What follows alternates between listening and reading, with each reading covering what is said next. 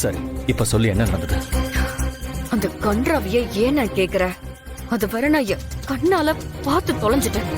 உங்க 2 பேரும் பெட்ல ஒன்னா.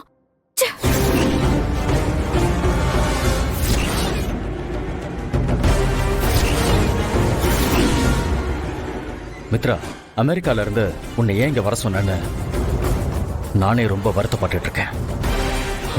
முதல்ல நீ ஆதியை கூட்டிட்டு அமெரிக்கா போற வழியை பாரு. அதுக்கான ஏற்பாடை நான் சீக்கிரமா பண்றேன். இப்போதைக்கு அது ஒண்ணுதான் நல்ல வழின்னு எனக்கு தெரியுது. அவங்கள வீட்டை விட்டு துரத்துறதெல்லாம் வேலைக்காகாது. நீ கிளம்புனா அந்த அன்னக்காவடிங்க வெளியே போய் தானே ஆகணும். ஆனா இதுங்களுக்கெல்லாம் பயந்துட்டு நான் ஏன் அமெரிக்காவுக்கு போகணும்? இப்போதைக்கு எமோஷனலா முடிவெடுக்கிறத விட புத்திசாலித்தனமா முடிவெடுக்கிறது தான் சரியா இருக்கும். விசா ரினிவல் பண்றதுக்கான ஏற்பாடெல்லாம் நான் பண்றேன். அதுவும் கரெக்ட் தானே. இங்க உட்கார்ந்துகிட்டு அந்த பாரதி லெவலுக்கு நான் சண்டை போட்டுட்டு இருக்கிறத நினைச்சா எனக்கு கேவலமா தான் இருக்கு. வர வர அவ போக்கும் சரியில்லைன்னு. நீ விசா ப்ராசஸ்லாம் ஸ்டார்ட் பண்ண. நான் இப்போல இருந்தே ஆதி கிட்ட பக்குவமா பேசி அமெரிக்காவுக்கு கிளம்புறதுக்கான வழியை பாக்குறேன். ஆதி எப்படியும் அந்த ஆதித்யாவோட ஆபரேஷன் முடியணும்னு சொல்லுவாரு. அது என்ன பண்ண முடியுதுன்னு நான் பாக்குறேன். Are you all right? நீ இருக்கிறப்போ நான் எப்படி நான் ஓகே ஆகாம இருக்க முடியும்? யா, ஐம் ஓகே.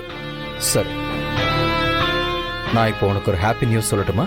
ஹாப்பியான நியூஸா? எஸ். நாளைக்கு உன் ஆதியோட பர்த்டே. மை காட்னா, எப்படி நான் இதை மறந்தேன்? நடந்த குழப்பத்துல நான் ஆதியோட பர்த்டேவையே மறந்துட்டேன். தேங்க்யூண்ணே, தேங்க்யூ சோ மச்.